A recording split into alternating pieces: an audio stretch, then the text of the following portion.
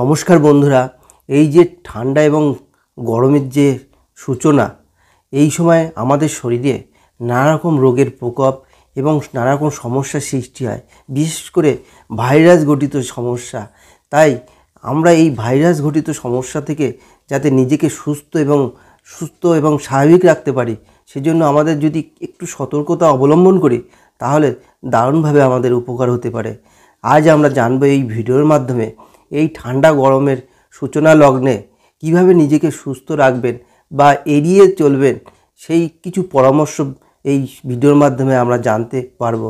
তাই একটু মনোযোগ দিয়ে আপনারা শুনবেন।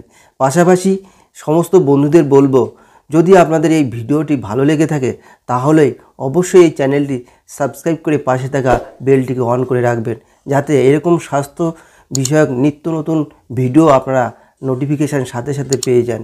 অসংখ্য ধন্যবাদ আপনাদেরকে।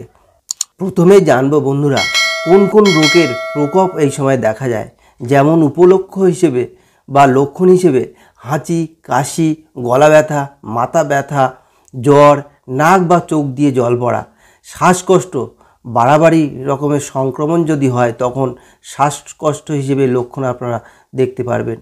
এর পাশাপাশি নানা রকম সমস্যারও সৃষ্টি হয়, যেমন ঋতু পরিবর্তনের সময়ে মুখ, নাকের গহ্বর বা শ্বাসনালীতে যে রোগ প্রতিরোধ ক্ষমতা থাকে তা কমতে থাকে। তাপমাত্রা কমার ফলে জীবাণুর বাড়ন্ত হয়। ঠান্ডা গরমে ওই রোগ প্রতিরোধ ক্ষমতাকে উপেক্ষা করে জীবাণু শরীরে ঢুকে নানা রকম সমস্যার সংক্রমণ ঘটায়।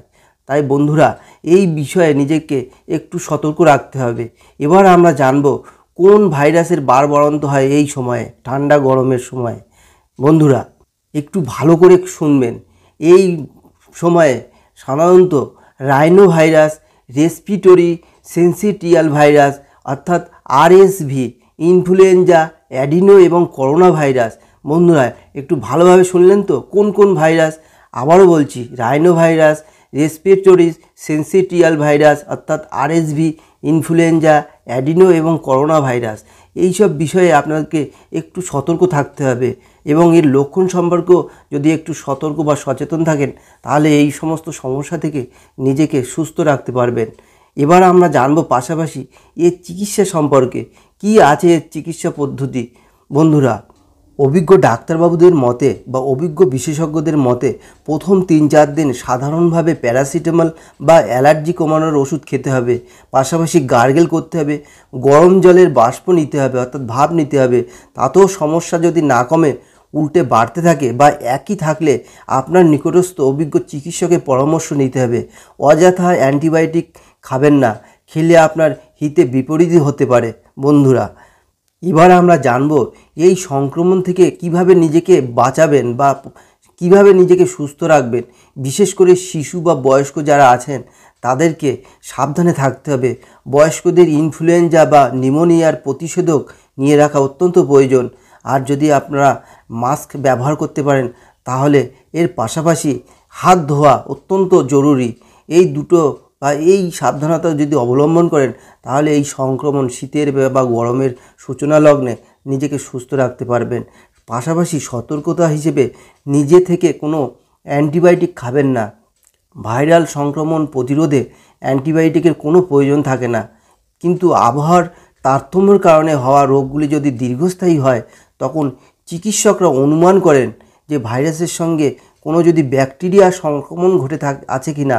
যদি ব্যাকটেরিয়াল কোনো সংক্রমণ থাকে তখন তার ভিত্তিতে ওনারা আপনাদের শরীরে কোন অ্যান্টিবায়োটিক প্রয়োজন সেইভাবে সেই ব্যাকটেরিয়াকে সংক্রমণ প্রতিরোধ করতে আপনাদের উপযুক্ত অ্যান্টিবায়োটিক দিয়ে থাকেন। তাই নিজে থেকে কোনো অ্যান্টিবায়োটিক অযথা খাবেন না, এতে ভালোর পরিবর্তে খারাপই হতে থাকবে।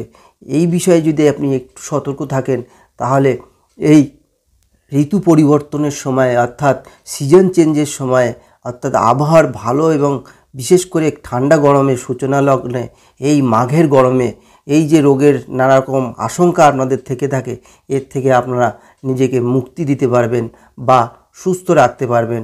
সব শেষে সকল বন্ধুদের বলবো, নিজেকে সুস্থ রাখুন, ভালো রাখুন আর নিয়মিত এই অভ্যাসগুলি গড়ে তুলে নিজেকে ভালো রাখুন। এই আশা রেখে আজ এখানেই শেষ করছি। সুস্থ থাকুন। নমস্কার।